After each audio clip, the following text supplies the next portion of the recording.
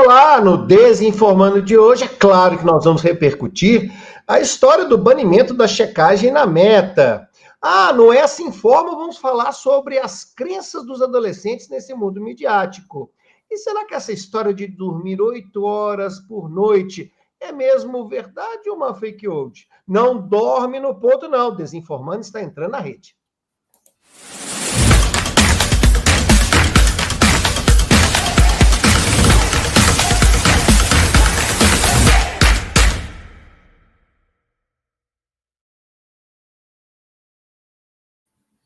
O professor Cláudio Magalhães, do meu lado, sempre corajoso e informado, jornalista Diego de Deus, para esclarecer tudo para a gente sobre a questão da desinformação. Aproveito que você está aqui, também dá uma checada se você fez a curtida para a gente, também se registrou. Procura saber lá no nosso estoque, lá no canal Democracia da Desinformação, tem todos os episódios, são 58 episódios para você ficar sabendo de tudo sobre a desinformação e combater esse grande mal do século, tá ok? Não esquece, vamos lá, nos segue aí também e passe adiante. E olha, vamos em frente, porque nós não temos hoje o quadro ruim da semana não, viu, pessoal? Excepcionalmente, a gente vai ter o quadro O Ruim do Ano.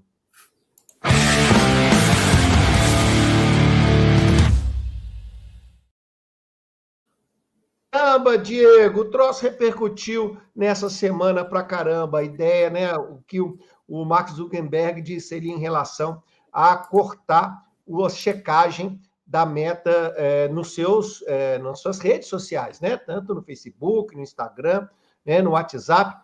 Conta um pouquinho dessa história, fala pra gente o que significa isso e eu quero a sua opinião também do que pode acontecer. Olá, professor. Uma ótima semana para você e para todos que nos acompanham. Sem sombra de dúvidas, uma notícia que mobilizou não somente o cenário jornalístico brasileiro, como também o cenário jornalístico e midiático mundial. Tamanha foi, né, o impacto dessa ação por parte da Meta no que diz respeito ao serviço, né, de verificação de fatos que estava presente já há mais de 8 anos nas suas plataformas, primeiramente no Facebook, depois também no Instagram, quando, né, o Instagram acabou fazendo parte também do mesmo grupo, por assim dizer, de tecnologia, e desde então houve, né, sempre esse trabalho muito próximo entre Como as é que era plataformas isso? digitais. De Como é que maneira era essa bastante geral, discussão? né, de maneira bastante geral, né, professor, as agências de verificação de fatos, elas conseguiam fazer um mapeamento de conteúdos que tinham um engajamento muito alto. Portanto, aquelas postagens que eram muito compartilhadas, muito curtidas, muito comentadas, e geralmente a desinformação gera esse tipo de ação e emoção por parte dos usuários, não é? Então, sempre que havia dentro desse mapeamento alguma publicação com essas características, essa peça, por assim dizer, geralmente era verificada por parte das agências. Mas também existia o próprio trabalho, digamos assim, independente das agências de verificação, principalmente em época eleitoral, né, onde você tem ali várias declarações, e essas declarações também eram ali checadas por parte dessas agências, e isso era também publicado por parte da Meta nas suas redes sociais. Com esse banimento, né, professor, por assim dizer, do serviço de verificação de fatos dessas plataformas, o modelo que foi adotado, né, pelo Mark Zuckerberg é o que é bastante semelhante ao que o X utiliza, que é o chamado notas da comunidade. Quer dizer, são os próprios usuários que, entre aspas, fazem correções de informações supostamente falsas, equivocadas e assim por diante. Só que aí, né, professor, até já pontuando assim, a gente nota até uma certa incoerência nessa justificativa, porque o próprio Zuckerberg disse que uma das justificativas para esse banimento era justamente porque as agências, em alguma medida, eram um pouco tendenciosas na checagem, na correção dessas informações. E aí eu fico pensando, já que a desinformação é um problema de crenças, imagina só de que maneira que essas crenças, que os próprios usuários que compartilham dessa informação, vão também incidir na própria colocação dessas notas nesse novo sistema, né? Então, enfim, é uma questão que levanta aí muitas dúvidas que nos cabe ficar atento aí nos próximos capítulos dessa novela. Mais uma envolvendo desinformação e as plataformas. Vamos lá, vou botar aqui também algumas coisas que são importantes para a gente discutir. Primeiro, lembrar que esses sistemas de checagem, né, eram pagos lá pela Meta, tal, então eles estão querendo economizar nessa parte também. Segundo, essa ideia de checagem pelos próprios usuários, isso não é uma coisa nova. Sistemas como o Wikipedia já fazem isso desde o princípio, e no caso do Wikipedia funciona muito bem, né? Porque os próprios usuários, eles vão corrigindo ali as pessoas que vão colocando informações. A gente não pode usar o Wikipedia como uma referência bibliográfica, porque pode, quando a gente consultar o Wikipedia, justamente estar naquela janela da desinformação. Mas quanto mais tempo passa, mais a possibilidade de outros parceiros virem corrigir. Então por que isso não pode funcionar na Meta, então? Porque são mídias completamente diferentes. O Wikipedia é um repositório, é uma grande enciclopédia, ainda voltando lá nos séculos passados, quando você tinha essa ideia de uma enciclopédia universal, onde toda a informação estivesse ali e que fosse feita pela própria ciência, pelos cientistas. Essa regra, as pessoas que contribuem isso têm uma pegada científica, eles gostam de estar ali para contribuir na ciência. As pessoas que estão ali estão especialistas para dizer a verdade, ou pelo menos que está concretizado nesse momento pela ciência da cidade, né, em relação à verdade. Então, é uma galera do não negacionismo, é uma galera que está preocupada com a ciência.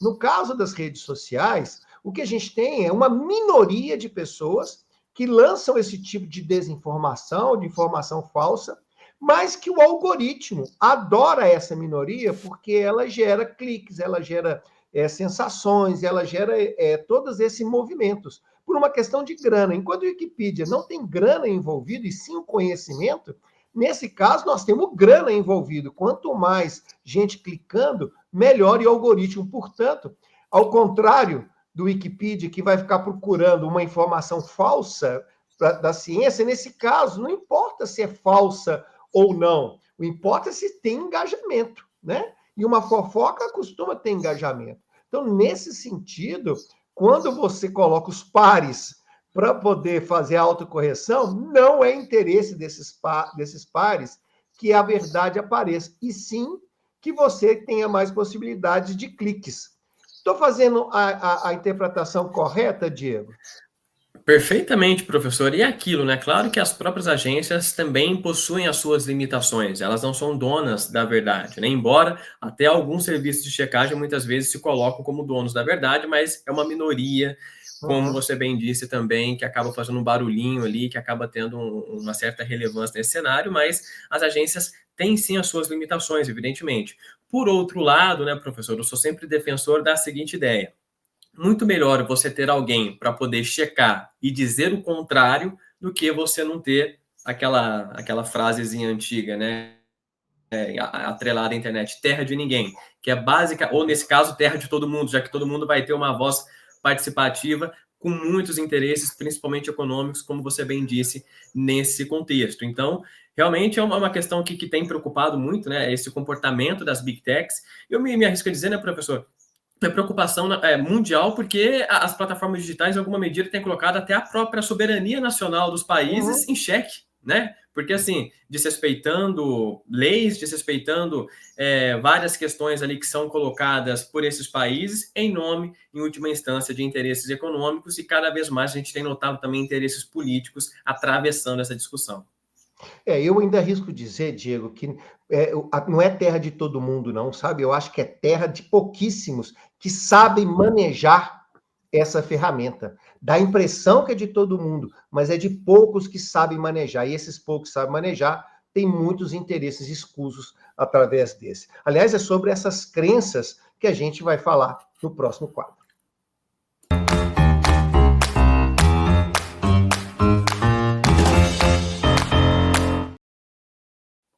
E claro que a gente está focando aí nos adolescentes, né? Que são esses jovens que da agora para diante vão ter que tomar conta e entender e entender se essas coisas vão acontecer mesmo, né? Você trouxe um texto interessante sobre isso. Como é que é?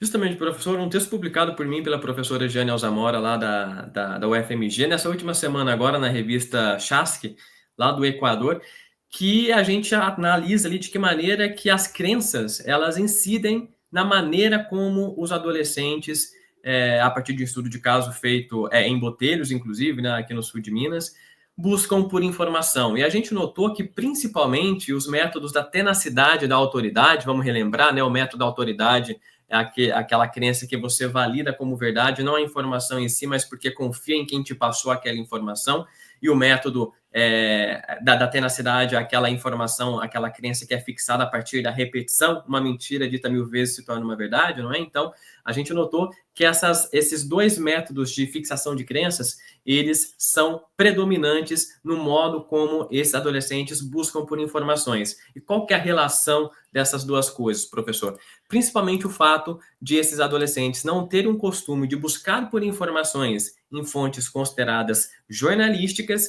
e, paralelamente a isso, buscar por informações de figuras que eles consideram como relevantes para eles, como determinadas figuras políticas, como influenciadores digitais e assim por diante, né? Então, a gente nota que a partir do momento em que você não tem o costume de buscar por informações em site ou em fontes consideradas seguras e troca isso por se informar a partir de figuras de autoridade e por meio de ambientes onde essas figuras compartilham informações e opiniões, você está no risco da desinformação, porque você pode estar num ambiente extremamente enviesado, com base, entre aspas, nessas bolhas que eles estão inseridos, né?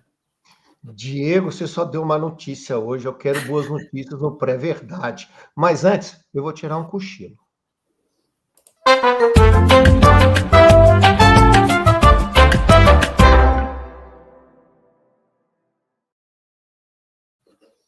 Pessoal, hoje não, esse mês de janeiro, nós estamos dedicando aquelas crenças legais que a gente tem no início do ano.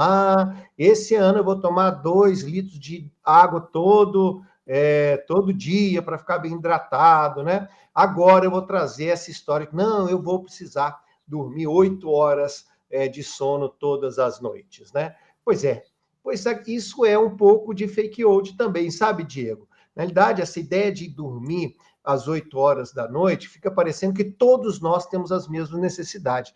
Quando a ideia de sono é que ele seja polifásico, ou seja, a gente tem fases de sono, né? E não necessariamente você precisa ter todas essas fases ligadas umas nas outras, né? Você pode ter períodos de sono. A natureza ela é muito diversa para que todos nós tenhamos as mesmas formas de descanso.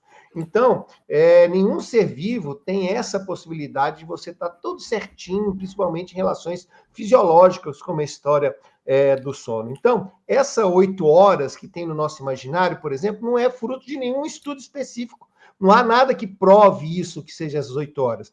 Provavelmente essas 8 horas vieram de uma média que a gente faz ali, que é o que a gente, quando a gente tem tempo suficiente para dormir, a gente dorme essas 8 horas. Então, está ali entre 7 e 9 horas, né? Então, você tem ali essas 8 horas. Mas isso não significa que todos nós tenhamos que ter isso. Por exemplo, a questão da idade é muito fundamental. Os adolescentes têm que dormir mais. Eles conseguem dormir mais, eles precisam dormir mais por causa do hormônio do crescimento.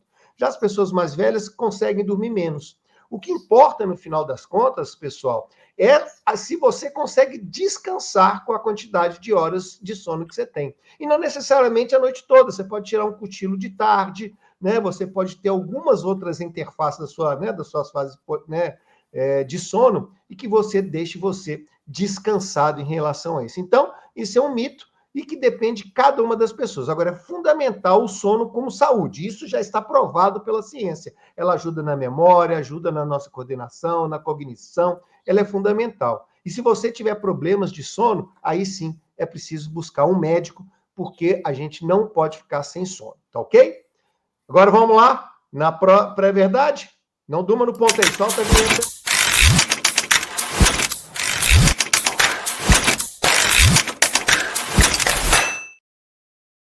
A minha dica é foque na qualidade do sono, tá? Agora, horas, hein? Vai depender de você. Agora, me dê outra boa notícia aí, Diego. Como é que a gente faz com essas notícias que você deu pra gente aí? Então, né, professor, a gente sempre, pelo menos as agências de verificação sempre colocavam que o serviço de verificação de fatos é uma espécie de empoderamento do cidadão para que ele consiga ter ali habilidades necessárias para buscar informações em locais seguros, em locais seguros, ou então de ter um senso crítico, de desconfiar de determinadas informações que pareçam suspeitas, né? Então, é claro que a gente precisa ser otimista nesse cenário, né, professor, onde tantas coisas ruins aparentam estar Eu acho que acontecendo, os mas jovens vão, a partir do que você estava conversando no quadro do Essa Informa, eu acho que eles começam a perceber hoje a questão das redes sociais, né? Eu acho que na sua pesquisa você indica isso, que a princípio eles começam com uma ideia e depois eles falam assim, não, peraí, o problema talvez esteja nas redes sociais e não exatamente na questão da verdade, não é? Eu tenho uma esperança que esses jovens vão entender isso melhor.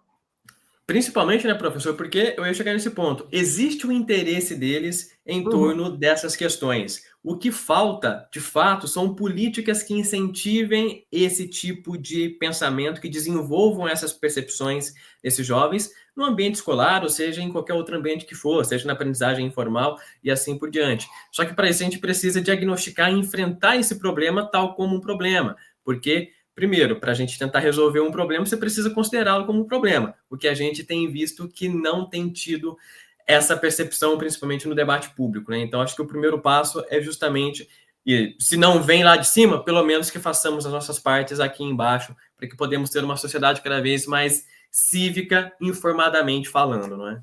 E o Desinformando está aqui para ajudar vocês, tá legal, pessoal? E lembrando, essa decisão da Meta não atinge ainda o Brasil, apenas os Estados Unidos, porque aqui no Brasil nós temos leis que não permitiria que isso acontecesse. Então ele jogou o balão de saia até para que nem aqui e nem na Europa. Então tem muito capítulo ainda pela frente para a gente ver o que vai acontecer e você vai estar bem informado no Desinformando. Um abraço para você, uma excelente semana cheia de informação verdadeira. Valeu, pessoal, até a próxima.